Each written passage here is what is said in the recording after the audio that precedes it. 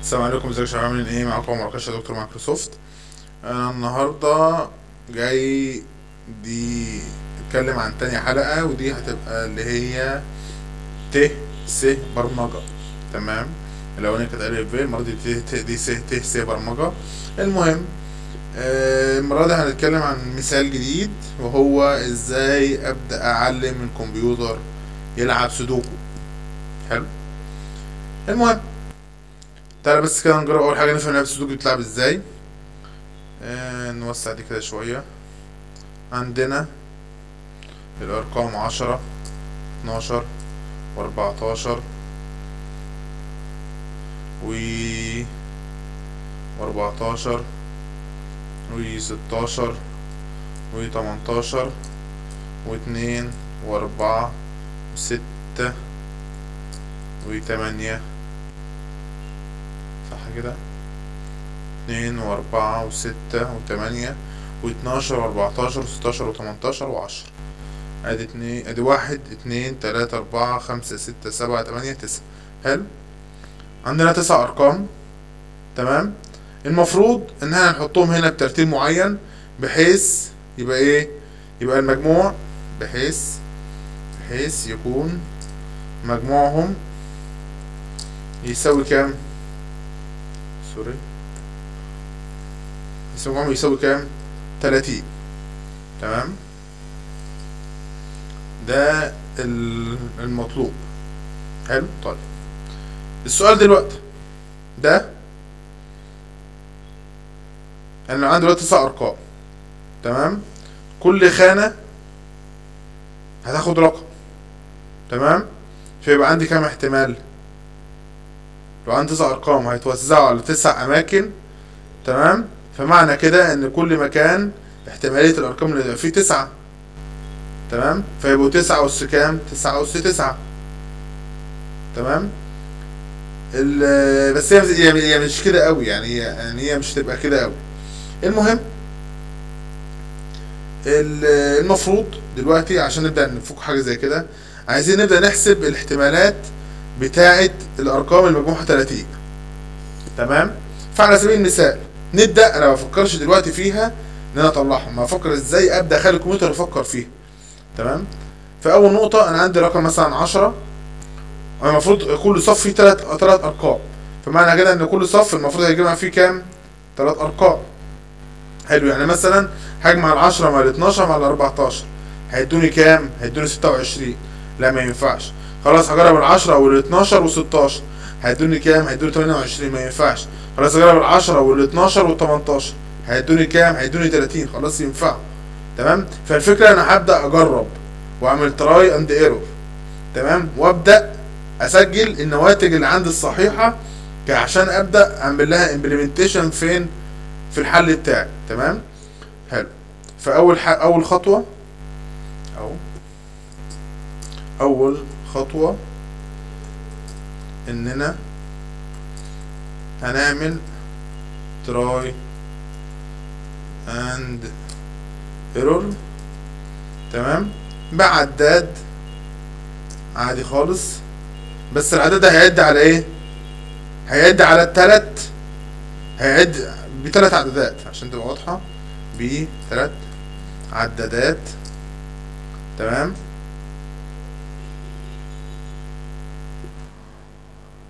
عشان تبقى واضحة، بس 3 عدادات. كل عداد هيشتغل على جزئية معينة، على مجموع معين. طيب، تعالى نشوف احنا ازاي عملناها بالبرمجة. تمام. اهو ادي الارقام بتاعتي. ده اولا انا بشتغل سي في الحاجات المكلكعة دي، بشتغلها سي. تمام. اول حاجة خالص انا بعرف المصفوفة بتاعتي. تمام. بخزن المصفوفة ب9 ارقام. تمام. بخزن فيها الارقام بتاعتي عادي خالص. تمام. وبعد كده عرفت شوية متغيرات، منهم الاي اللي فيها الفور الاولانيه زي ما قلت لكم، هتعد فين؟ هتعد على 9 ارقام. تمام. وفي الجي وفي الكي، 3 عدادات او 3 فورات. الفور الاولانيه هتبدا تعد من اول رقم اللي هو ال10، الفور الثانيه هتعد من تاني رقم اللي بعد ال10، الفور الثالثه هتبدا تعد من ثالث رقم اللي بعد ال10. تمام، بحيث ايه؟ بحيث ان انا اجيب اول حاجه ما ينفعش اكرر رقم القانون، طبعا في السودوكو ما ينفعش رقم يتكرر مرتين، تمام، داخل اللعبه كلها. فطبعا انا لما الف باخد الرقم مره واحده والفه على بقيه الارقام، كده ايه اللي حصل؟ كده مش الرقم مش هيتكرر مرتين، تمام، او الحل اللي هيطلع لي مش هيتكرر مرتين، تمام. حلو، ادي اول حاجه. تاني حاجه انا بدات اجمع، مثلا بقول له اجمع دوت ال 10، اول خطوه خالص 10 مع ال 12 مع ال 16، هتنفع اهو، هيجمع ال 10 مع ال 12 مع ال 16. ليه؟ لان اول مره الاي بصفر، واي اوف صفر بكام؟ ب 10. بعد كده تاني مره الجي بتساوي اي زائد 1، هتبقى الجي بكام؟ بواحد اللي هي ال 12. تالت مره الكي ب 2، هتبقى الكي واي اوف 2 اللي هي بكام؟ ب 16. هيجمع الاثنين مع بعض ويقول لي لو عمر دي بتساوي 30 اعمل ايه؟ زود واحد. الفكره دلوقتي بس انا عايز اعرف هما كام حل ممكن يطلعوا لي من الموضوع ده، تمام. المهم تعالى كده بقى نجرب عشان بس تشوفها على طول. ثواني عشان تبان. سكان اف في المية دي ولا فكرة حلوة فوق خالص اهوت، انتجر ار ايا كان هي دي، تمام، وبتساوي صفر. حلو، في المية دي الكود على فكرة رخم جدا، فايه واحدة واحدة معايا عشان تبقى واضحة يعني. اي ار. حلو، استنى بس كده نرفع دي تحت شوية. طيب كود مظبوط اهوت، نبدأ نشغل. حلو، طلعنا ان هما كام حل؟ في 9 حلول ممكنة من الطريقة دي، تمام. طيب عايزين نشوف الحلول دي هتبقى ازاي. اهو الخطوة اللي بعدها على طول، هات نفس السطر بس ده كده معانا، تمام. انا ما عملتش اي حاجة، انا مجرد بس انا عملت ايه دلوقتي؟ انا ضفته جديد ان انا عملت 3 مصفوفات جداد بحيث يسجلوا لي الخارج بتاعي اللي هيطلع قدامكم دلوقتي، تمام. من بعد السطر ده تعالى اهو كده،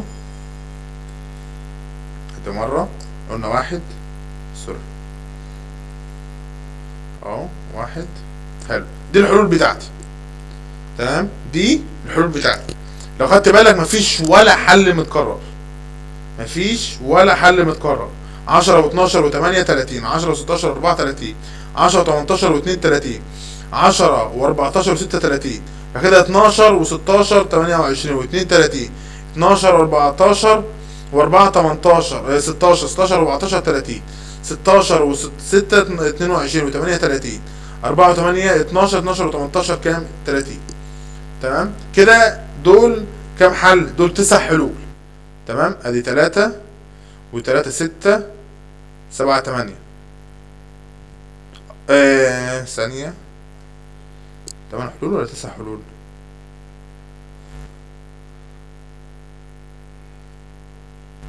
نجرب كده. 1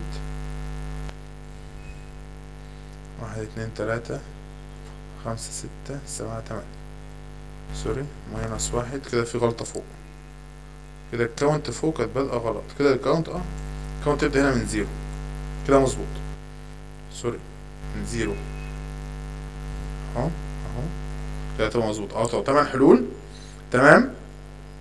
ودي 8 حلول بتوعي، معلش كان في غلطة في الكود، تمام. حلو، دلوقتي الحلول بتاعتي الممكنة، تمام. تعالى كده ناخدها كوبي واخرج بره الكود ده، تعالى هناك اهو اس، تمام. حلو، تعالى بقى نوت اهو، دي الحلول بتاعت الممكن، تمام اهو 10 و12 و8. تعالى بقى افكر كده بالمنطق واحده واحده المفروض يتحل ازاي. انا دلوقتي عندي كام رقم؟ 9. حلو، طيب 9 ارقام دول لو خدت بالك رقم 10 اكتر رقم متكرر. حلو، متكرر كام مره؟ 4 مرات. حلو، تعالى بص معايا كده في الشكل ده، شايف المربع ده؟ مفيش هنا حاجه بتلون،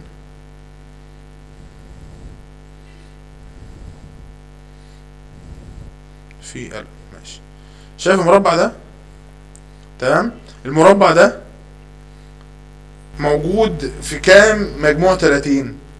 ادي الصف ده المفروض يبقى مجموعه 30، والصف ده المفروض مجموعه 30، والصف ده المفروض مجموعه 30، والصف ده المفروض مجموعه 30. صح؟ حلو. ادي 1 2 3 4. حلو. يعني المفروض اللي في النص ده يبقى اكبر رقم عندك موجود في الحل، متكرر في الحل، يبقى هو مين؟ هو الموجود في المكان اللي في النص ده. صح؟ طيب يعني هنا في النص بالمنطق هيبقى في رقم كام؟ في رقم 10. حلو. طيب السؤال الثاني، انا كل ده بتكلم بالمنطق، ماليش دعوه باي برمجه. النقطه دي والنقطه دي والنقطه دي والنقطه دي متكررين كم مره؟ يعني المفروض مكانهم كده يبقى مجموعين كم مره بحيث يطلعوا 30. ادي مثلا لو شفنا مثلا المربع ده المفروض مره كده مع ال10 يعمل 30، ومره كده مع الصف ده يعمل 30. حلو. طيب يبقى الحاجات العموديه ده برضه اهو، ده كده 30 وده كده 30، ده كده 30 وده برضه كده 30. حلو. طيب حلو. طيب اديك كمان حاجه، يبقى كده دول الحاله. اول حاجه المكان اللي في ال10 ده تمام مطلع 4 مرات. تمام. ادي 1 2 3 4. طب المكان التاني، المكان التاني اللي هو فوق ده مطلع كام؟ طلع ادي مره ادي 2. حلو. طب تعالى نشوف المكان ده اللي هو الكورنر بتاعي. ادي مره ادي 2 وادي 3. حلو. طيب فيها مشكله؟ مفيش ادنى مشكله. طيب تعال انا بقى بدات اعمل ايه؟ بدات اشوف كل رقم متكرر كم مره عندي في الحل. تمام. وده اللي انا عملته. ادي الخطوه هنا اهي. وقفنا فين؟ وقفنا هنا اهو. تمام. بدات اعمل ايه؟ بدات اهوت اخزن عند الارقام وعدد تكرارها. بدات اخزن عند الارقام وعدد تكرارها في مصفوفه في بعدين. اول بعد ليها الرقم قيمته كام وعدد تكراره كام مره. تمام. يعني احنا لو شفنا هنا، لو جينا برضه نفس السطر ده اهو، كوبي وعملنا اهوت كده وعملنا كده وكده وران. ادي 1 دي الحلول، وكده دي الارقام بعدد تكرارها. دي الارقام بعدد تكرارها. يعني لو شفنا مثلا 10 متكرره كم مره؟ 4 مرات. لو شفنا ال12 3 مرات. لو شفنا ال16 3 مرات. لو شفنا ال4 3 مرات. 18 مرتين. ال8 3 مرات. ال14 مرتين. ال6 مرتين. ال2 مرتين. لو خدت بالك من حاجه برضو، راح فين اهو، انا عندي كام رقم المفروض يبقى موجود في الاماكن ديت؟ اللي هي دي 1 2 3 ده و4. تمام. المفروض كام رقم؟ 4. المفروض عندي كام رقم في الكورنر؟ 4. يعني المفروض عندي المعادلات اللي ليها قيمه 3 يبقوا كام واحد؟ 4 اهم. ثواني بقى، عايز اوريك بقى كمان حاجه تانيه. دلوقتي انا طبعا خلصت دلوقتي الثلاث قيمتهم. طب انا عايز ارتبهم. تمام. ادي الخطوه بتاعت ترتيبهم. حلو. ادي 1 وادي 1 وادي 1. شفت؟ بدأ ارتبهم له من الصغير. ادي اول 4 ارقام اللي كرروا مرتين بس في الحلول كلها. بعد كده 3 ارقام دول، بعد كده 4 ارقام دول كرروا برضو كم مره؟ 3 مرات في الحل. والرقم الاخير ده اللي كرر كم مره؟ 4 مرات. حلو. طيب حلو.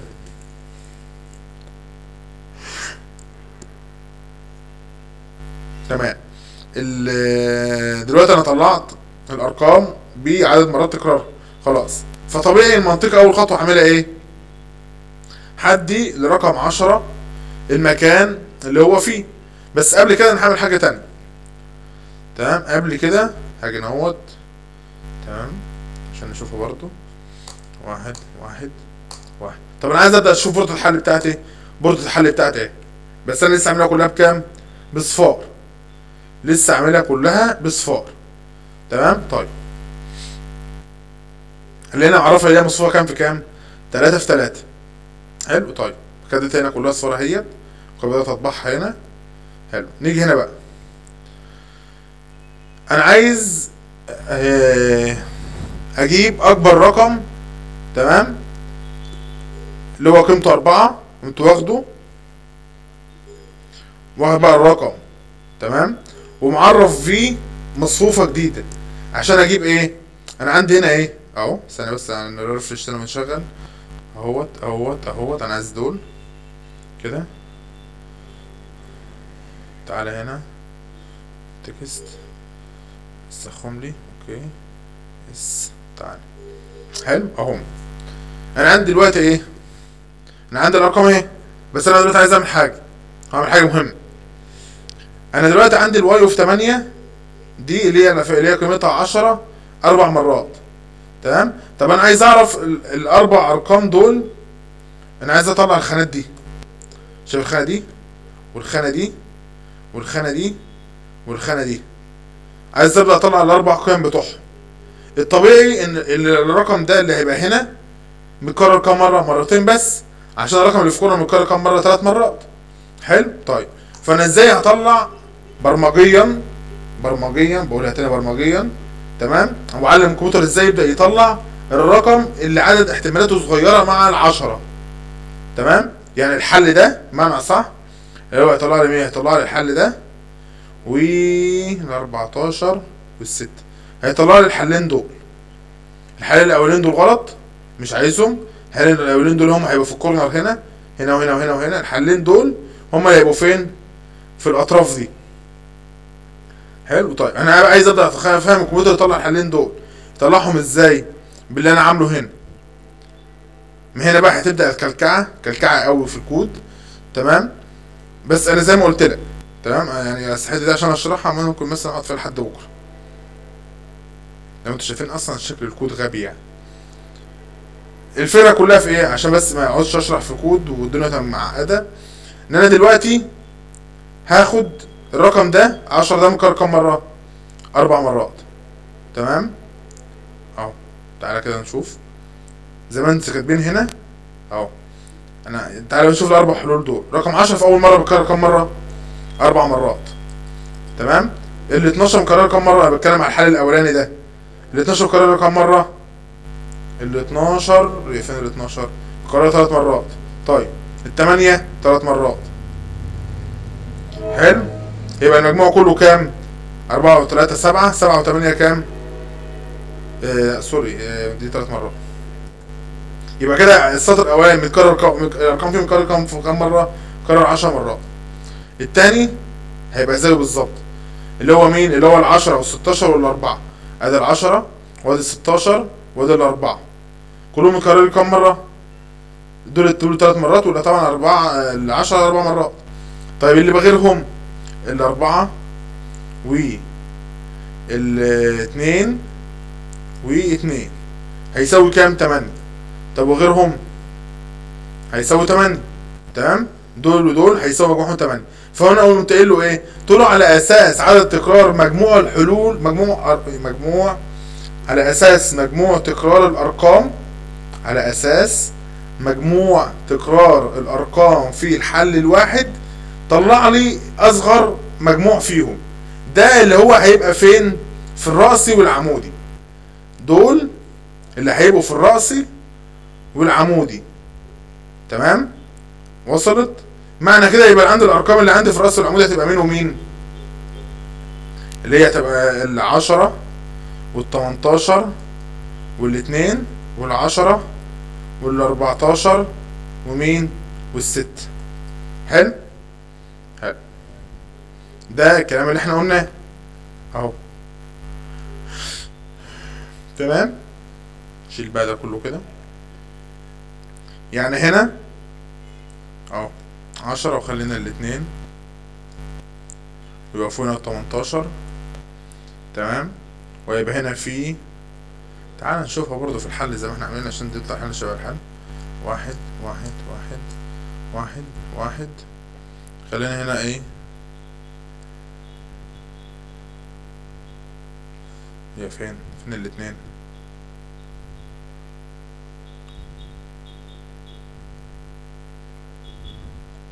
حلو.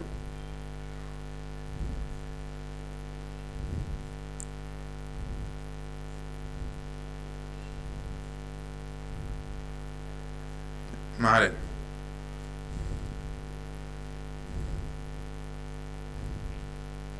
المهم زي ما قلت لكم ال10 وال18 وال2، وهنا يبقى ال10 وال16 تمام، وهنا كام؟ ال4.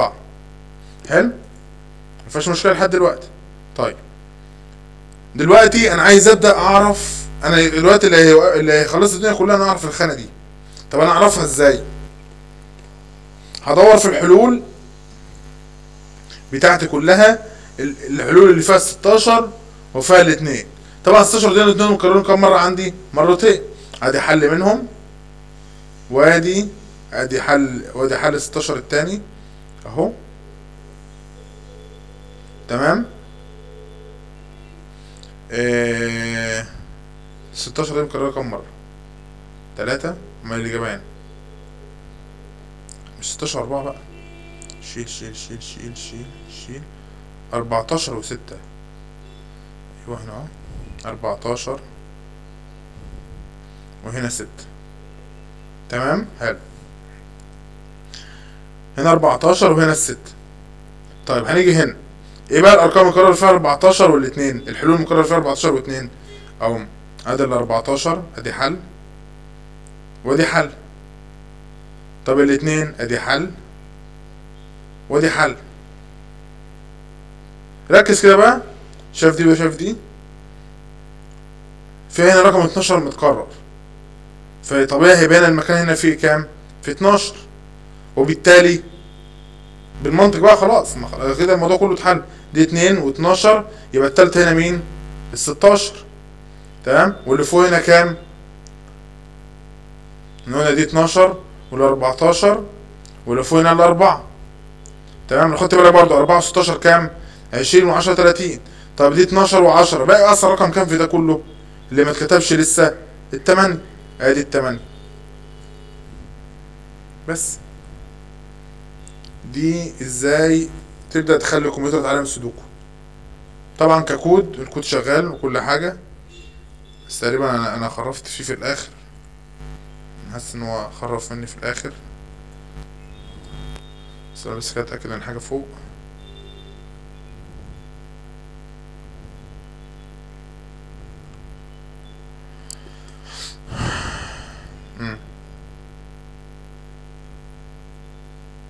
فعلا الكود جه في الاخر عمل تركية كده ما علينا منها، دي هتتصلح باذن الله قبل ما ارفع الكود يعني. تمام. ده الفيديو، واتمنى الفكره تكون وصلت لكم، واراكم على خير. السلام عليكم.